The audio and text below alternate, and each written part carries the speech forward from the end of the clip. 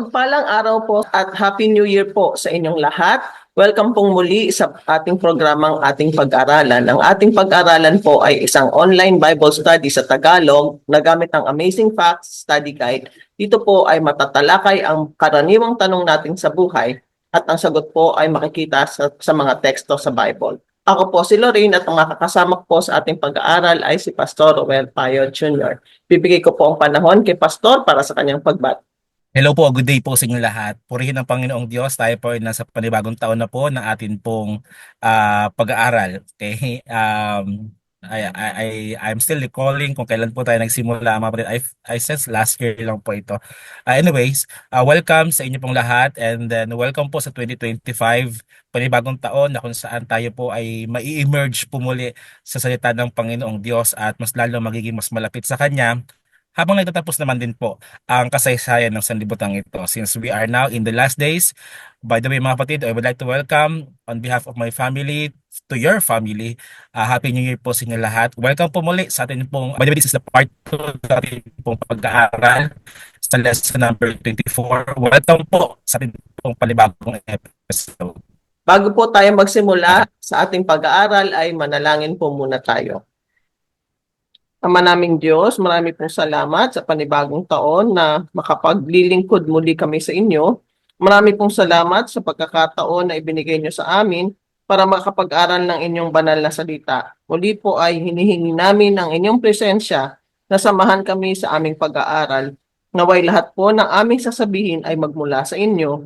Linisin niyo po ang aming puso at isipan nang sa gayon ay maintindihan at magamit namin ang aming matututunan sa aming pang-araw-araw na buhay. Nilalapit po namin sa inyo ang mga challenges na aming pinagdadaanan at isinosurrender po namin sa inyo ang lahat ng plans at dreams namin. Fill us, Lord, with your spirit at guide niyo po kami sa mga desisyon na gagawin namin sa araw-araw. Patawarin niyo po kami sa aming mga pagkukulang at pagkakamali. Ito pong aming hiling sa inyong pangalan. Amen. Magbibigay po muna ako ng buod sa natalakay natin sa part 1 ng lesson 24. Napag-aralan po natin sa part 1 na makikita po sa Bible ayon sa Acts chapter 2 verse 17 na magkakaroon ng mga lalaki at babaeng propeta. Binigyan din ni Jesus ng sapat na kaalaman at gifts ang mga propeta at apostoles para magamit sa pagpapalaganap ng salita ng Diyos at para mas makilala ng mga tao ang pagmamahal at grace ng ating Panginoon. Itong mga gifts na ito ay mananatili sa church hanggang magkaisa ang mga tao sa pagsamba at pagsunod sa Panginoon. Pakibalikan po ang naging pag-aaral sa part 1 para sa buong detalye. Sa ating pagpapatuloy, sa ika-16 na tanong, dahil ang prophecy ang eye ng church, ang isang simbahan na walang kaloob ng propesiya ay nasa anong kalagayan? Pastor? Okay po mga kapatid, since we are discussing prophecy at mga gift ng church, don't forget mga kapatid, ito pong gift na ito is coming from our Lord and Savior Jesus Christ. He has given the church a gift to understand and He has given the church to the spirit of prophecy. Ito po ay para po to edify. I-recall nyo lang po ang part 1 po. This is to strengthen, to edify, and to equip the church. Now, to continue our study mga kapatid, to answer the first or the 16th question na ang sabi po ay, since ang prophecy po ay ang eye ng church or a church without the gift of prophecy would be in what condition? Kung wala pong propesya or wala pong gift ng prophecy ang isang church, ano po ang kanyang kalagayan or ano po ang kanya pong let us say condition. Okay? Let us answer that by reading Matthew chapter 15 verse 14 po. Dito po binabanggit mga kapatid sa Matthew chapter 15 verse 14. Pagpasensya niyo na po kung aking po internet ay medyo mahina. Pag-pray po natin na medyo lumakas po. Anyway, dito po binabanggit po sa verse 14. Hayaan ninyo sila. Sila'y mga bulag na taga-akay ng mga bulag. At kapag ang bulag ay ang umakay sa kapwa bulag, pareho silang mahulog sa hukay. So the Bible is very profound. A church that doesn't have a spirit of prophecy or gift of prophecy. Ibig sabihin kung wala po daw po silang espiritu ng hula. Ibig sabihin, if that church is not studying prophecy, there's no wrong when discussing the grace of God. There's no wrong when discussing the gift or inspiring brethren among your church. It's not wrong to lift up the people who are down. It's okay. Okay? Wala problema yan mga kapatid. But you know what? Nowadays, napakarami na po mga tinatawag natin ng mga inspirational speakers na at inspirational church na wala na pong ibang diniscuss kundi inspiration, grace. Maganda po yun. But if that church is not discovering prophecy or prophetic na mga lessons, now, just think about it mga kapatid. The Bible told us na para daw po silang bulag na nag-umaakay din sa kapwa bulag. Okay? So, friends, that condition or the condition of that church is just like a blind organization. Okay? Hindi nila dinidiscover or ine-explore ang prophecy at wala din silang gift of prophecy. The reason bakit wala po silang gift of prophecy or spirit of prophecy is because they don't venture or they don't explore the thing. So the Bible and Jesus Christ himself tells us na yun po ay isang blind following. Salamat po, Pastor, sa ika-17 tanong. Dapat bang nasa God's Remnant Church ang lahat ng mga gifts na ibinigay ni Kristo? Pastor? Ayan mga kapatid, dapat po ba? The answer is, without any hesitation, the answer is yes, mga kapatid. Now, let us read the Bible and let the Bible explain or answer the 17th question. Ito po ang binabanggit mga kapatid sa 1 Corinthians chapter 1 verse 5 to 8. Ito po ang binabanggit mga kapatid. Dahil sa inyong pakikipag-isa kay Kristo, kayo ay naging masagana sa lahat ng bagay, maging sa pananalita at sa kaalaman. Ang katotohanan tungkol kay Kristo ay pinagtibay sa inyo, kaya't hindi kayo nagkukulang sa anumang pagpapala. Habang hinihintay ninyo ang pagbabalik ng ating Panginoong Hesukristo, kayo'y gagawin niyang matatag hanggang wakas upang matagpuan kayong walang kapintasan sa araw ng ating Panginoong Hesukristo. So friends, yes, the gift of prophecy or the spirit of prophecy is present in the remnant church. And don't forget mga kapatid, we've discussed the characteristic of the remnant church. Inyo lang po itong i-scan sa mga previous videos po natin sapagkat nandun po ang katangian ng remnant church. Now, one of the characteristics of the remnant church ay meron po siyang spirit of prophecy. And yes, that is present in the remnant church. Salamat po, Pastor, sa ika-18 tanong. Itinuro ng Apocalypse chapter 12 verse 17 na ang God's End Time Church ay magtataglay ng testimony of Jesus Christ. Sinasabi sa Apocalypse chapter 19 verse 10 na ang testimony of Jesus ay ang spirito ng propesiya. Makatitiyak ba tayo na ang ibig sabihin nito ay magkakaroon ng propeta ang simbahan? Pastor? The answer, mga kapatid, is yes. We are certainly sure. Let us continue reading about it, or let us open our Bible or turn our Bible in the book of Revelation chapter 19 verse 10. Ganito po ang binabanggit mga kapatid sa verse 10. Nagpatira pa ako sa kanyang paanan upang sambahin siya, ngunit sinabi niya sa akin, huwag mong gawin yan. Ako may aliping tulad mo at tulad ng iyong mga kapatid na nagpapatotoo tungkol kay Jesus. Ang Diyos ang sambahin mo sapagkat ang patotoo tungkol kay Jesus ang diwa ng propesiya. Every prophecy in the Bible. Now, don't forget there are two kinds of prophecy in the Bible. One is local and one is universal. When we say local, just like for example, yun pong propesiya doon po sa Nineveh, yun pong propesiya doon po sa Sodoma at Gomorrah, yun pong propesiya sa Babylonia, yung mga local. However, meron pong universal that is in the end time. Mangyayari pa po.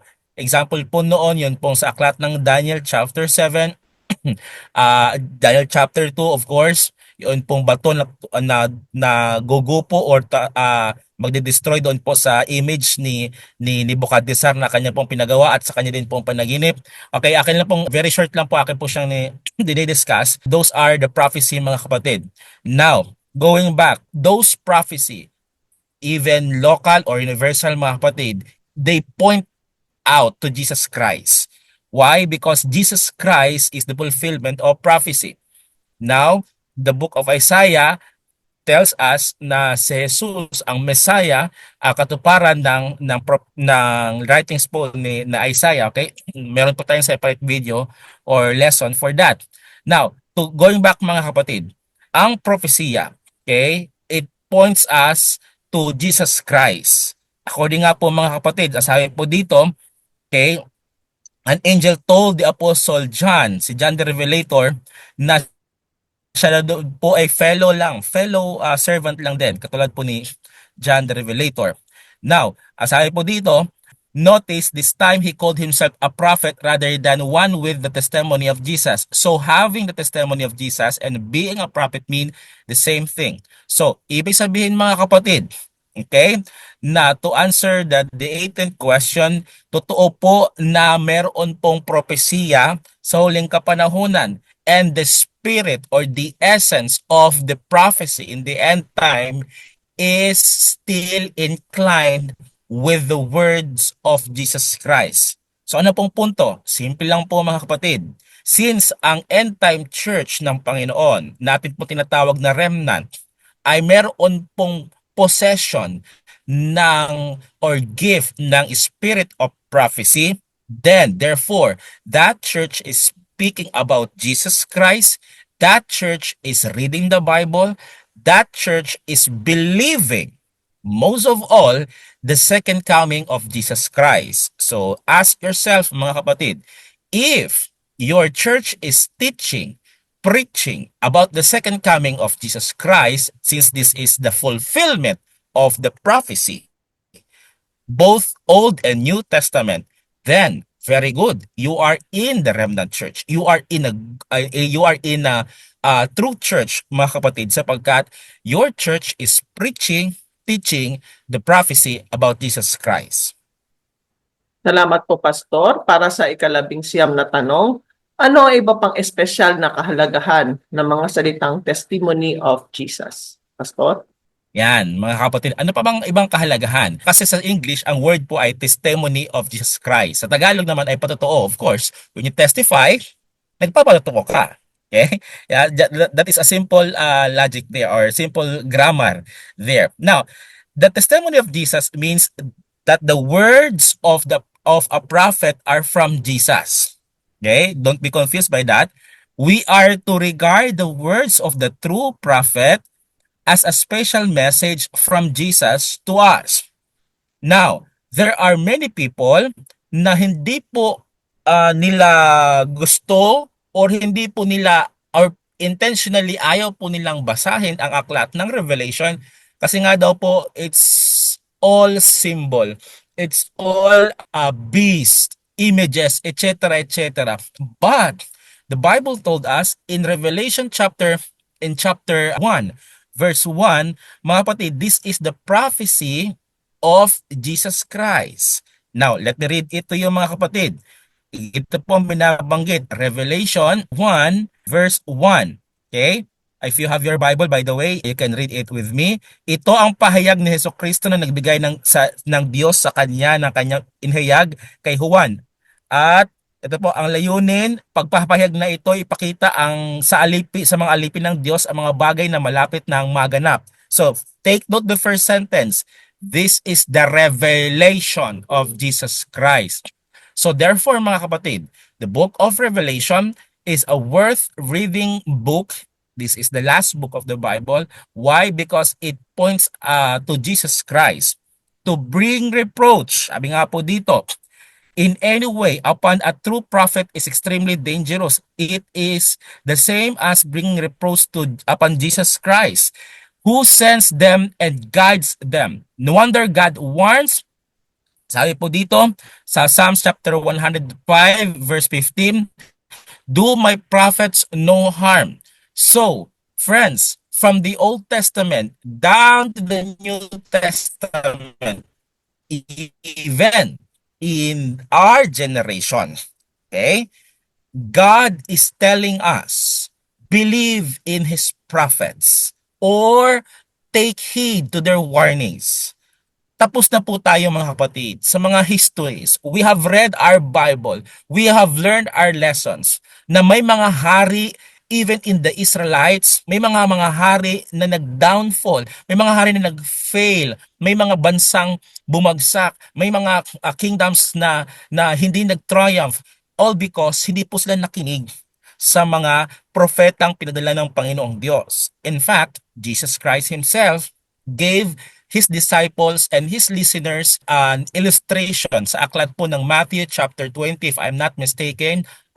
Matthew chapter 22.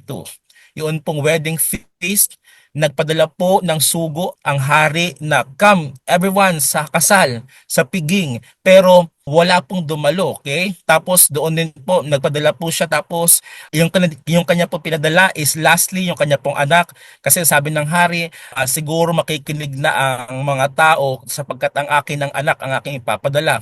Pero instead na makinig ang tao mga kapatid, pinatay po nila ang anak. At sabi ng mga tao, ito na yung kaisa-isang anak, patayin natin. So mga kapatid, instead na pinakinggan ang anak na siyang may dala ng propesiya at kinonsider na propeta, ladies and gentlemen, hindi po nakinig yun pong mga tao sa Old Testament at sa New Testament na huwag po sanang mangyari sa atin ito. Why? Because in these last days, in this last generation, God is sending a prophet. God, in fact, sent a prophet at marami po siyang writings. In compilation, it was called, and it is called, the Spirit of Prophecy. Everything is beneficial to our church. So mga kapatid, the point in this 19th question, simple lang po, atin pong pakinggan ang mga propetang pinadala ng atin pong Panginoon.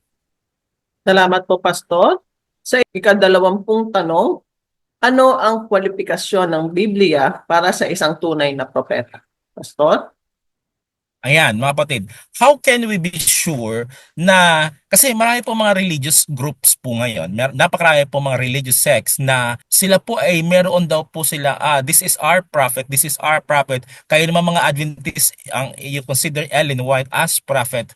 Now, there are standards and criteria na minimeasure po sa Biblia na sila po ay what?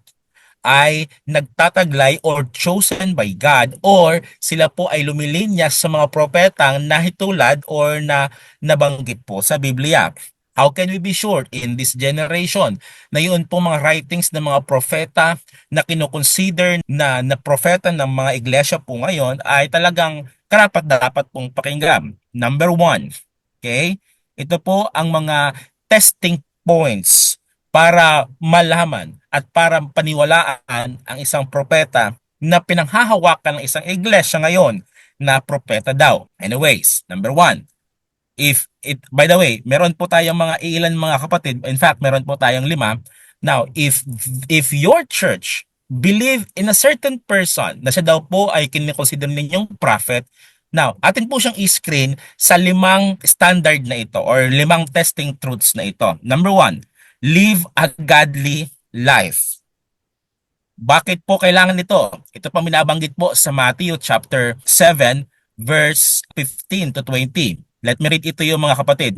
Mag-ingat kayo sa mga huwad na propeta. Now, mag-ingat daw po tayo kasi meron na pong huwad na propeta. Lumalapit sila sa inyo na parang tupa, ngunit ang totoo ay mababangis na asong gubat, or sa ibang version ay lobo. Makikilala ninyo sila sa kanilang mga gawa. Mapipitas ba ang ubas sa punong ng dawag o ang igos sa matinik na halamanan? Mabuti ang bunga ng mabuting puno, subalit masama ang bunga ng masamang puno. Hindi maaring mamunga ng masama ang mabuting puno at hindi maaring mamunga na mabuti ang masamang puno. Ang bawat punong hindi mabuti ang bunga ay puputulin at itatapon sa apoy. Kaya't makikilala ninyo ang mga huwad na propeta sa pamamagitan ng kanilang mga gawa. Friends, do a little favor. Just do it yourself. I-background check ninyo or i-lifestyle check po ninyo ang inyo pong mga church leaders or yung mga kinoconsider po ninyong mga propeta na kumbaga by vote and by your doctrine, you consider them as the prophets, end-time prophets, quote and quote. Number one, sila po ba ay meron pong magandang bunga? When we say bunga, number one po doon yung karakter. Okay? Because it's easy to preach the word, it's easy to say grace, it's easy to say salvation to someone's soul. However, ang kanya naman pong buhay ay taliwas sa kanya pong ipinipreach, then something is wrong. Okay? I have known a lot of preachers, quote and quote, prophets in these last days na ganito po ang kanila pong tinuturo. However, ang kanila pong buhay ay hindi po in line sa kanila pong mga tinuturo. Okay? Ayoko na pong magbanggit mga kapatid para hindi po ako maka-offend ng mga ilang mga listeners po natin. Perhaps you are a member of that church or that those church or churches mga kapatid. Number one, live a godly life. Number two, be called to serve by God. Okay? Ito po ang panawagan, by the way, kay Isaiah at kay Jeremiah. Kanila po sinasummarize mga kapatid, even in Prophet Amos. Kasi po meron po silang tinatawag na prophetic office. Si Isaiah, si Jeremiah, na tinatawag mo na crying prophet, si Amos, meron po silang specific na service or office na pagkatawag ng Panginoon. Si Isaiah po, siya po yung nag-prophesy, of course, sa Israel, even Jeremiah and even Amos. Okay? Si Amos po ay nag-prophesy sa Judah, si Isaiah po sa Israel. Now, those specification ay meron pong significance. Now, let me ask you again, does your prophets or do your prophets ay meron po bang specification or pagkatawag sa prophetic office? At ang inyo po bang church ay nakikinabang sa kanila pong prophetic duty? Okay? Pag hindi po mga kapatid, kung ang inyo pong propetang tinatawag sa inyong church ay propeta pero ang kanya pong ang kanya pong duty, ang kanya pong office, ang kanya pong trabaho o gawain ay hindi po nakikinabang ang church, then something is wrong, mga kapatid. Maybe he or she is not a prophet at all, or sabi po ng Biblia, mag-ingat po tayo sa mga bulaang propeta. Pangatlo, speak and write in harmony with the Bible. Number 3 qualification mga kapatid, yun bang pinopropesiya, yun bang tinuturo ng atin or ng mga inyo pong mga church spiritual leaders / propeta, sila po ba ay nagtuturo in line sa light ng Biblia? Bakit? Dito po binabanggit mga kapatid sa aklat po ng Isaiah. Akin na lang po siyang summarize mga kapatid. By the way, this is very known sa mga preachers.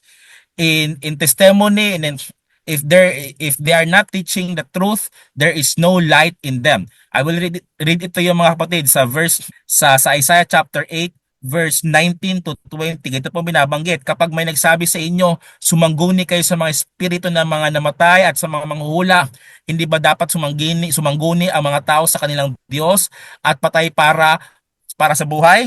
Ganito ang inyong sasagot, nasa inyo ang aral at tagubilin ng Diyos. Huwag kayong makinig sa mga sumasangguni sa Espiritu. Ipapahamak kayo ng mga iyon. So mga kapatid, to the law and testimony, sabi po ng Biblia, if they are not teaching the truth because there is no light in them. So, if your church leaders or yun pong kinoconsider po ninyong mga propeta sa inyo pong iglesia or sa inyo pong mga sekta, if sila po ay hindi nagtuturo ng inline sa Biblia, that is an early warning na po. That is a big no-no. Kung ang kanila po mga teaching or even, ito po nakakalungkot, may mga propeta kuno sa huling kapanahunan na kiniklaim nila na sila daw po yung appointed son, sila daw po yung pong embodiment or reincarnation, sila daw po yung pong Kristo or yung Messiah.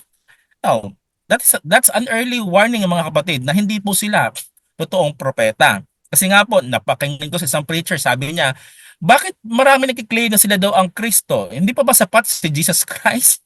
So if your church is following a leader na siya daw po ang reincarnation ni Jesus Christ or siya daw po ang appointed son of God, sa tanongin niyo po sa inyong sarili, hindi kulang pa ba si Kristo mga kapatid? So, that's an early warning. Huwag niyo pong paniwalaan po yon. Pang-apat, predict events that comes true.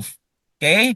Importante po of course mga kapatid na ang inyo pong or mga propeta sa huling kapanahunan, they are also predicting at ang kanila pong mga prediction ay natutupad at nangyayari. Bakit nyo paniniwalaan yung mga lumalabas po sa social media or sa Facebook na or sa ibang pa mga platforms na nagpo-prophesy, nagpo-follow po kayo, but then ang kanila pong mga propesya hindi po natutupad mga kapatid. Or ito nakakamangha, may natutupad, okay? Hindi ko sinasabing wala natutupad. May mga natutupad, pero yung kanila pong pamumuhay ay taliwas sa turo ng Biblia. Or ang ilan sa kanilang mga turo ay taliwas sa Biblia. Okay? Pastor, can you be specific? Mga kapatid, ito po meron pong sumisikat po ngayon sa internet by the name of Rudy Baldwin. Okay? Marami po siyang propesiya mga kapatid na prophesy daw po niya ang COVID-19, ang kamatayan ni Kobe Bryant, ano pa sa pangyayari daw po sa mga sunog, yung mga eroplanong na mga na nadidisgrasya. I'm not saying na nakafollow ko sa kanya, hindi po ako nakafollow sa kanya. Of course, siya po ay isa na po sa mga sikat na mga soothsayers. Nakakalungkot mga kapatid. Ang ilan sa kanyang mga teachings ay hindi po in line sa Bible. Okay, panglima mga kapatid, will have visions. Okay? Dapat daw po, meron daw po siyang visions. Ito pong binabanggit po sa aklat po ng mga bilang 12 verse 6. Ito pong sinasabi po mga kapatid sa aklat ni Moses. Sinabi niya, pakinggan ninyo ang sasabihin ko, kung ang sino may nais kung piliing propeta, nagpapakita ako sa kanya ng pangitain at kinakausap ko siya sa panaginip. Now, let us be cautious by this. Marami pong sa kapanahunan po natin ngayon, nagsasabi sila daw po yung nanaginip, sila daw po yung kinausap ng Panginoon. Now, balik po kayo dun sa pang-apat, sa the last five or the last four mga kapatid rather. Kasi meron pong mga end time or tinatawag natin po mga self-proclaimed prophets na sila daw po nanaginip, sila daw po ay pinakitaan ng pangitain ng Panginoon. Pero again, sila po ba'y namumuhay na naayon sa Panginoon? Sila po ba'y tinawagan ng Panginoon sa specific na gawain sa prophetic office? Sila po ba ay uh, nagtuturo na nang-ayon po sa Biblia? Kasi kung wala po yun mga kapatid, kung isa lang ang kanila pong katangian doon, then that is not a prophet in this end time. Salamat po, Pastor. Para sa ika-21 tanong, nagpadala ba ang Diyos ng propeta sa kanyang end-time remnant church? Pastor? Yes, He did mga kapatid. Siya po ay nagpadala ng end-time prophet sa remnant church, mga minamahal na mga kapatid. Question, Pastor, siya ba ay qualified doon sa 5 testing points or testing truths to qualify? Now, let us discuss and let us study mga kapatid, mga kaibigan. Sabi po dito, God calls a young woman. God's end-time church began to form in early 1840s. Okay, sila po yung mga Methodist pa before. Hindi ko na po isa-isahin po yung pong church history. And desperately needed guidance.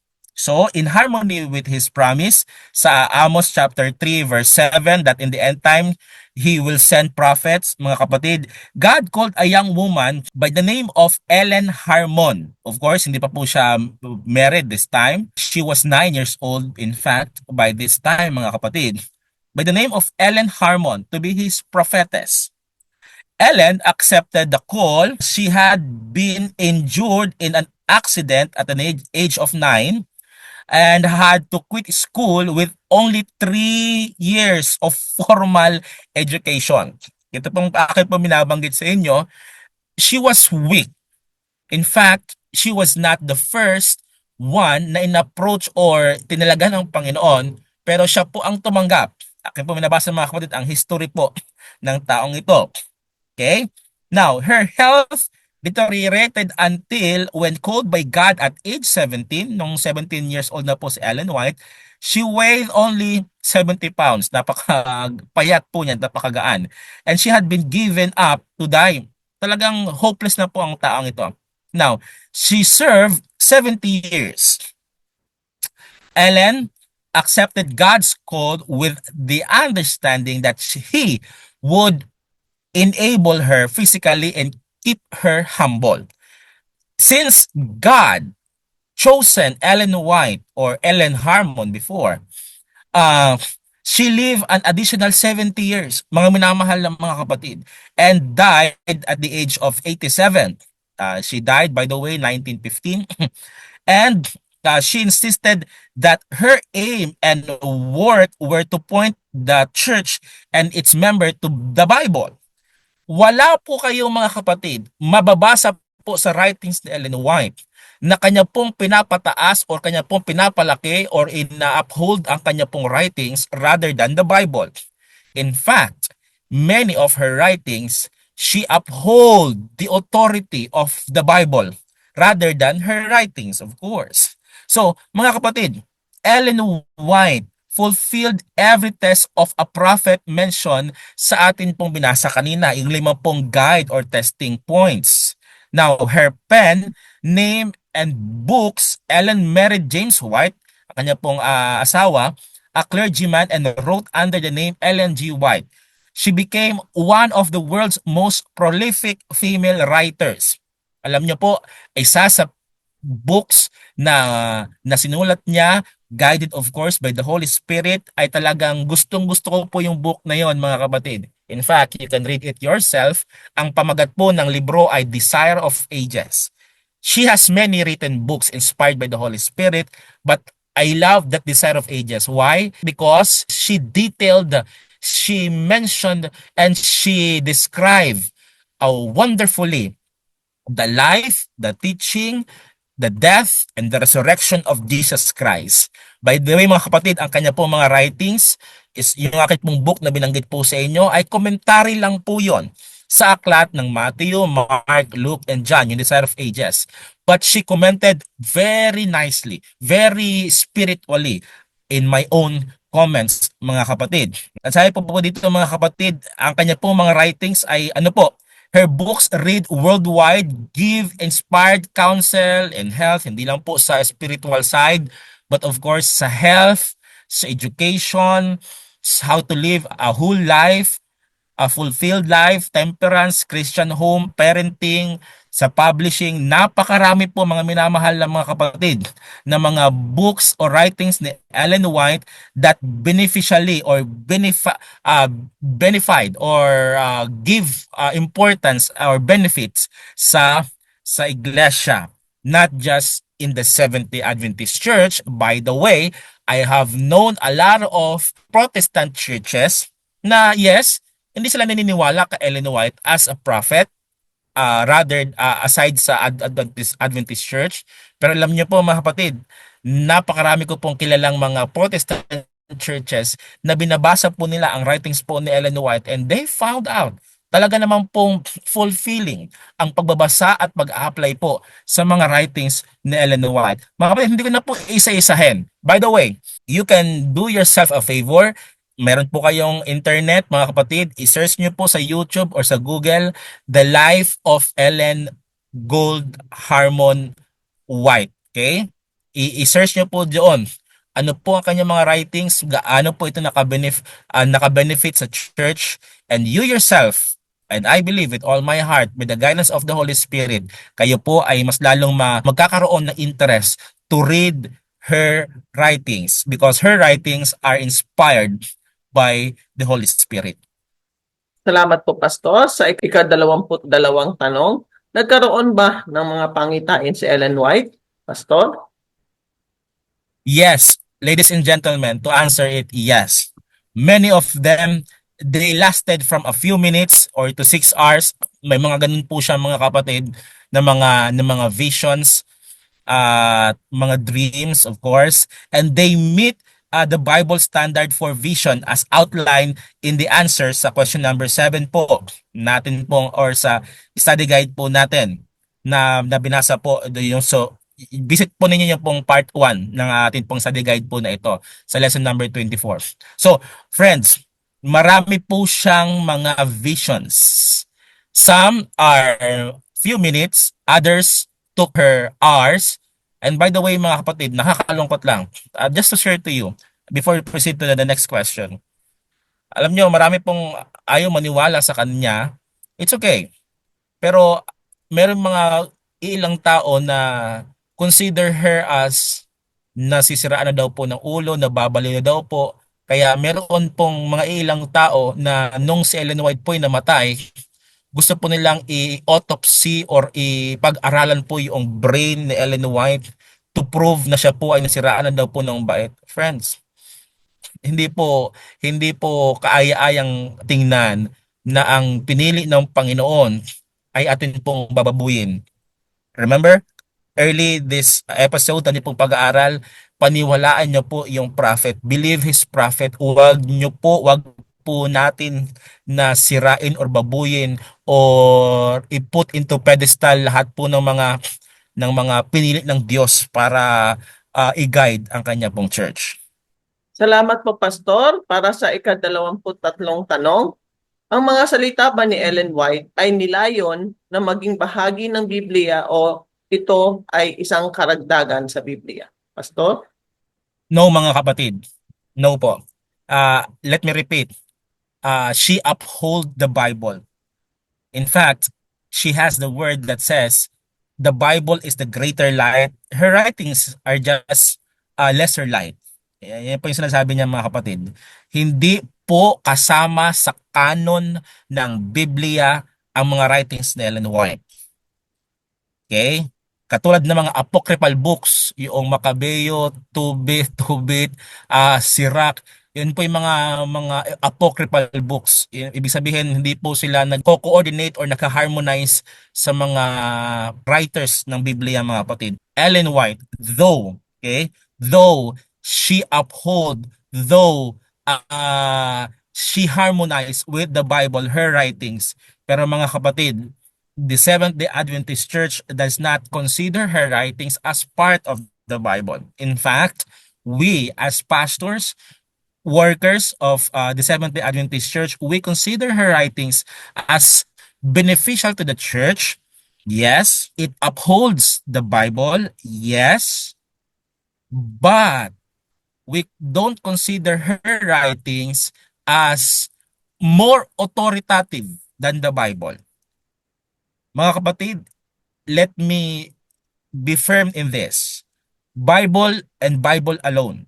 Yes, Bible ay siyang magtuturo sa atin sa kaligtasan.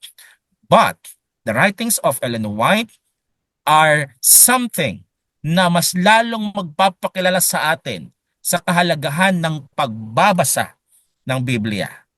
Para maging clear po tayo. Okay?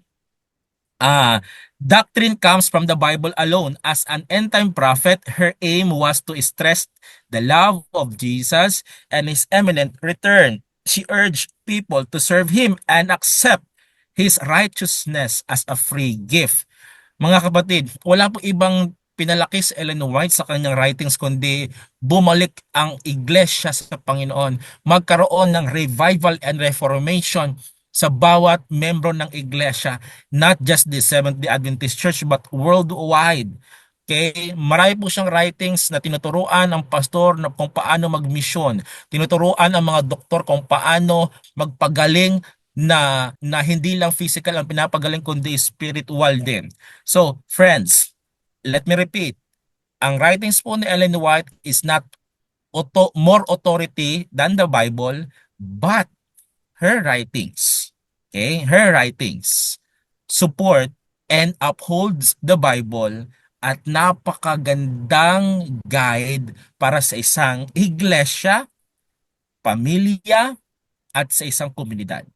Salamat po, Pastor. Para sa ika-24 na tanong, si Ellen White ba ay nagsalita ng naaayon sa kasulatan, Pastor?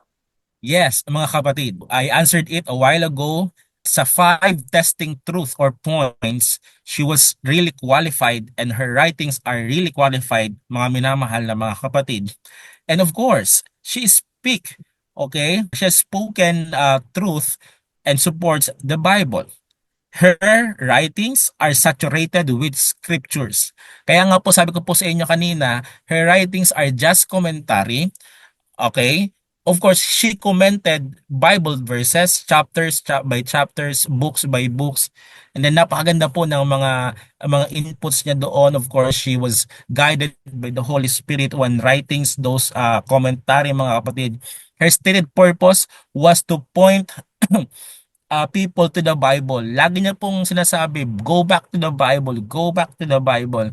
Her words never contradict to God's words. Wala po kayong mga kapatid na babasa sa kanyang mga writings, sa Spirit of Prophecy, na nagtuturo na, contradict to sa Bible. Wala po mga kapatid. You can never find any single statement.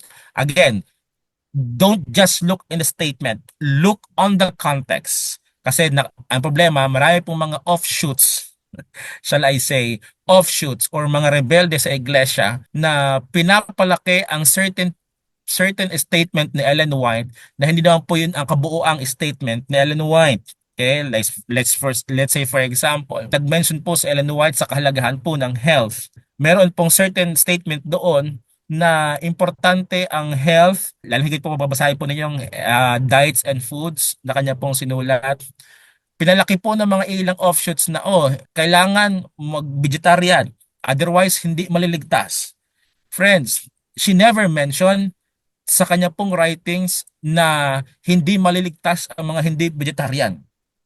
Na misquote lang po si Ellen White at hindi po binasa yung kabuuang konteksto. Contradicting ba mga kapatid ang writings ni Ellen White na sinabi niya, salvation is by the grace of God alone. Tapos, meron siyang writings na sinasabi niya, yung mga naligtas ay kailangang healthy pagdating sa langit at ganito ganyan, maging vegetarian. Mga kapatid, it's not contradictory. Okay? But it's complementing. It's not contradicting, but it's complementing, mga kapatid. Salamat po, Pastor. Sa ika-24 na tanong, paano ko matatanggap si Ellen White bilang isang tunay na propeta? Hindi ko kasi alam kung ano ang kanyang isinulat. Pastor? Ayan mga kapatid, tayo po ay nasa 25th na tanong na po. Let me reiterate this mga kapatid.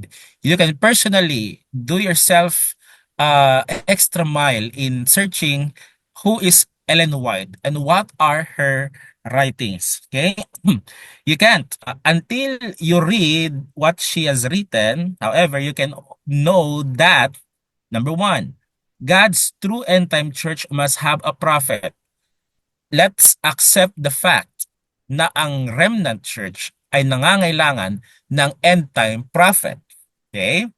So, kung ayaw niyo pong i-accept si Ellen White as prophet in this end time, it's okay. Personally, it's okay para sa akin. But, when you read the Bible, since the Bible and the Bible alone, do you have some guidance? Yes, it's the Holy Spirit, but do you have any comments or light?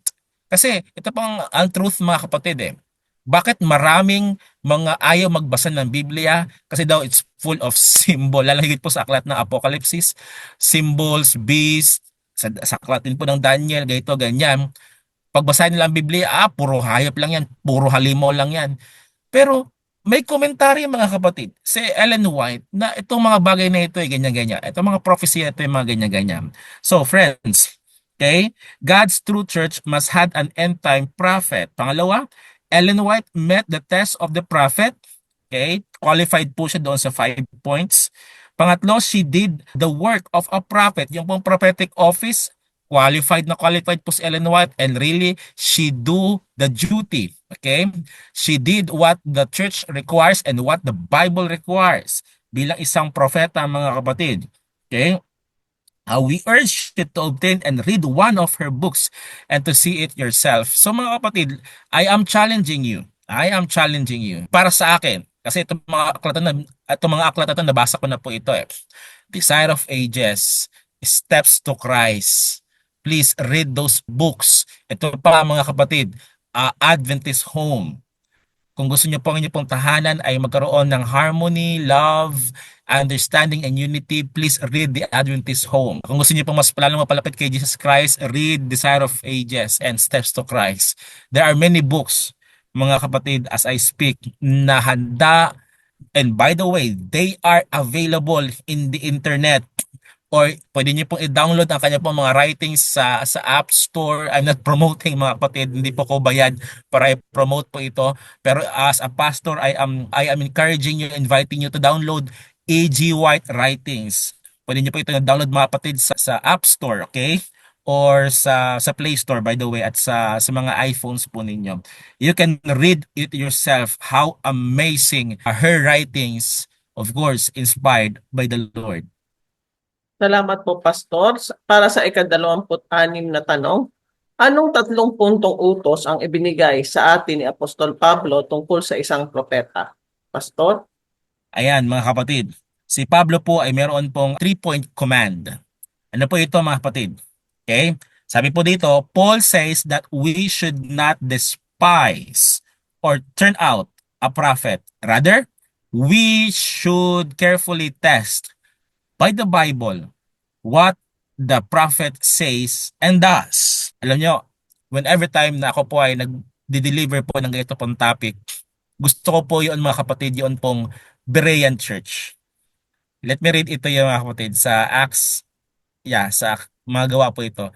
Acts chapter 17 verse 11. Dito po binabanggit. Mas bukas ang isipan ng mga Hudyong taga roon kaysa sa mga Hudyong taga Tesalonica. May pananabik silang makinig sa mga paliwanag ni Pablo at sinasaliksik nila araw-araw ang mga kasulatan upang tingnan kung totoo ang mga sinasabi niya. Yung mga Berean Christians, talaga pong nagkakaroon sila ng pag-aaral sa kanila pong sarili. Hindi lang po sila basta-basta nakikinig kay Pablo or sa mga taga-ilang mga prophet or sa mga disciples ni Jesus Christ. They themselves study the word. So mga kapatid, please, sabi po ng Apostle Pablo, carefully study the Bible. Hindi lang po kayo nakikinig. Okay? Again, you are watching this, you are following us in this platform, but please, you yourself, mga kapatid, read your Bible. Okay? If a prophet words and behaviors are in harmony with the Bible, we should heed them. Pakinggan po natin ang mga propeta na ang kanilang pong buhay, mga turo ay naayon po sa Biblia. Huwag po natin silang i-reject. Huwag po natin silang babaliwalain, mga kapatid. This is what Jesus asked of His end-time people today. Kailangan po natin sa kahuling kapanahonan sapagkat ito rin po ang imbitasyon ng Panginoong Jesus sa atin pong lahat. Salamat po, Pastor.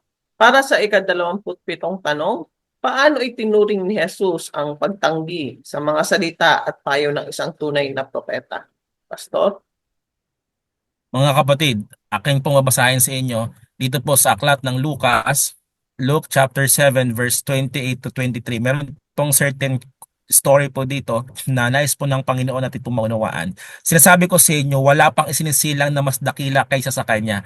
Ngunit mas dakila kay Juan ang pinakamababa sa kaharian ng Diyos. Ang lahat ng mga taong nakarinig sa kanya, pati na ang mga naniningil ng buwis ay nagpuri sa Diyos. Ang mga ito'y binautismohan ni Juan. Ngunit ang mga Pariseo at ang mga dalubhasa sa kautusan ay tumanggi sa layunin ng Diyos para sa kanilang sapagkat ayaw nilang magpabautismo kay Juan. Friends, ladies and gentlemen, napakarami po mga Pariseo na nag-reject po sa turo ni John the Baptist. And we know the role of John the Baptist. He was the one who prepared the way to the Messiah.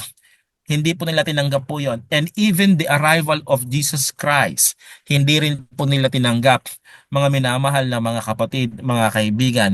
So, how does Jesus regard the rejection of the word? Mga kapatid, Diniregard po ng Panginoong Hesus na ito bilang ang mga rejectors of the truth. Further, he stated that spiritual prosperity hinged upon believing his prophets. Mga kapatid, wag po nating baliwalain, i-reject, or bigyan ng less importance ang mga salita ng Panginoon or even His prophets. However, let us give importance and priority sa pag-aaral sa mga sulat na ito. Salamat po, Pastor. Sa ika-28 tanong, ang tunay na end-time prophets ba ay ang pinanggagalingan ng mga bagong doktrina o ang doktrina ba ay nagmula sa Biblia? Pastor? And mga kapatid, this question is somewhat somewhat ironic, okay? Logically po, let me read the question to you once again. Do true end-time prophets originate new doctrine, or does doctrine comes strictly from the Bible? Kasi po, meron po mga katulad ng binanggit ko po sa inyo mga kapatid, si Ellen White and then some other prophets sa ibang denomination, parang sila po ay nag-create ng ibang doktrina outside the Bible. Let me repeat, friends, the Bible must be the authority. Okay? Okay. True end-time prophets do not originate doctrine. Hindi po sila gumagawa ng sarili po nilang doktrina. Bagkos, okay, bagkos, sila po ay sumasang-ayon sa doktrina na tinuturo ng Biblia. The Bible is the source of all doctrine. Okay? However, true prophets do. Number one, ano bang ginagawa na talaga ng totoong propeta? Reveal exciting new facets of the Bible doctrine that were not obvious until pointed out by the prophet. Okay? May mga prophets po in end time na pag binasa po natin yung Biblia, ay parang hindi ko yun napansin. Pero nung atin pong basahin po yun pong writings na atin pong propeta, ay oo nga, ganyan-ganyan. So, isa lang po yun mga kapatid sa mga paraan. Pangalawa, lead God's people into closer walk with Jesus and a deeper study of His Word. Pag ang inyo pong mga church leaders, quote-unquote prophets in this end time, buhay man or patay na po yung mga propetang iyon. Pag ang kanila pong mga turo ay mas pinapalapit po kayo sa kanila at hindi po kay Jesus, then something is wrong. Kulto na po ang tawag po doon. And by the way, the Seventh-day Adventist Church ay ilang beses na pong inaakusahan na kulto kasi nga daw pinagmamalaki or pinapalaki daw po yung writings ni Ellen White kaysa sa Bible. Ako po bilang isang manggagawa dito po sa Cavite Mission. Ako po bilang manggagawa ng Seventh-day Adventist Church, bilang isa pong regular na ministro mga kapatid. Hindi po namin tinuturo na mas authority po ang writings ni Ellen White. No, it's not. But we are upholding the writings of the Bible. The Bible is the authority, mga kapatid. Hindi po ang mga iilan mga sinulat. We believe Ellen White as her writing and her writings beneficial sa iglesia. We do believe that, mga kapatid. Pero hindi po kami nagtuturo na mas above ang writings po ni Ellen White. Okay? So para mas clear po sa inyo mga minamahal na mga kapatid. Ano pa? Tinuturo po ito pa, help God's people understand difficult, unclear, or unnoticed portion of the Bible so that they suddenly come to life for us and bring great joy. Mga kapatid, napakarami pong komentary na nagpututuro at nagpapalapit sa tao na mag-aral pa ng Biblia at mas lalong nagpapalapit po kay Kristo. Okay? Ano pa po mga kapatid? Help protect God's people from fanaticism, deception, and spiritual stupor. Okay? Ibig sabihin po, tinuturuan po ng mga writings ni Ellen White as qualified sa pagiging prophet mga kapatid na huwag maniwala sa mga soothsayers, sa mga manghuhula or sa iba pang mga witchcraft or mga gawa ng kaaway. Her writings, as I read it mga kapatid and as I read them, talagang pinapalapit ako sa Panginoong Jesus. Mas lalo pa ako nagkakaroon ng excitement and eagerness na magbasa ng Biblia. rather than sa mga iilan ng mga ano po, mga bagay. Ano pa? Of course, tumutulong po ang mga writings na ito to understand the end time prophecy, help God's people sense the certainty of Jesus' return, okay? At many more mga kapatid. So, ladies and gentlemen, I'm just summarizing up. The Bible is the final words of Jesus Christ. Yes, that is true.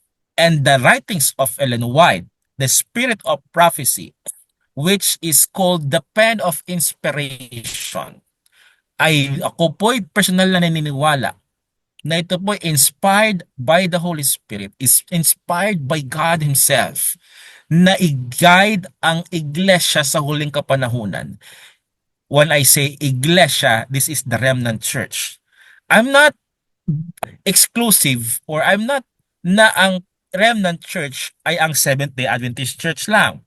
Because katulad po ng akin pong itinuturo, if you recall mga kapatid, sabi ng Panginoon, marami pa daw po siyang mga tupa na wala pa sa kanyang kawan. So I believe, marami pa pong mga membro or mga tao na one day tatanggap po sa turo, okay? Sa turo ng remnant church. Tatanggap po na sila po ay bukas sa kanilang puso na i-accept yun po mga writings na ni Ellen White sa huling kapanahunan na ito mga kapatid. Salamat po, Pastor, sa mga bagong information na aming natutunan. Ibabalik ko pong muli ang panahon kay Pastor para sa kanyang huling katanungan, closing remarks at panalangin. Friends, for the last question, I would like to ask this. Ayoko po kayong i-force, ayoko po kayong i-oblige, but I would like to ask you a question, mga kapatid. Hindi po kayo obligadong maniwala or hindi po kayo obligadong to subscribe her writings, but I would like to challenge you, mga kapatid. Just read one of her books or two of her books. Yung dalawa lang po na yon, Desire of Ages and Steps to Christ. Basahin niyo lang po yun mga kapatid, personally. And then come back to this channel. Mag-comment po kayo mga kapatid, or pwede niyo po akong i-search sa Facebook. Mag-chat po kayo mga kapatid. Sabihin niyo kung kayo ba na-bless sa mga writings na yon or hindi. By the way, before I forgot, yun pong mga writings ni Ellen White, lalong higit po yung Great Controversy na writings niya. If you want to know the church history during Dark Ages, isa po yung napakaganda pong book. Lalong higit po, prophetic book din po yun, yung Great Controversy. Friends, before I pray, ang Panginoong Diyos, lahat ay ginagawa niya ng lahat ng paraan upang ikaw ay ligtas, upang ikaw ay turuan. So ako po naniniwala, God sent Ellen White. God chosen Ellen White to guide and her writings to inspire the church and to edify the church, to equip the church. So friends, ladies and gentlemen, please read her writings. Nang sa gayon po ay sama-sama po tayong mabless. So let me pray for you. Our Father in heaven, Lord, thank you po sa isang napakagandang talakayan at sa isang napakagandang discussion na amin pong ginawa po ngayon.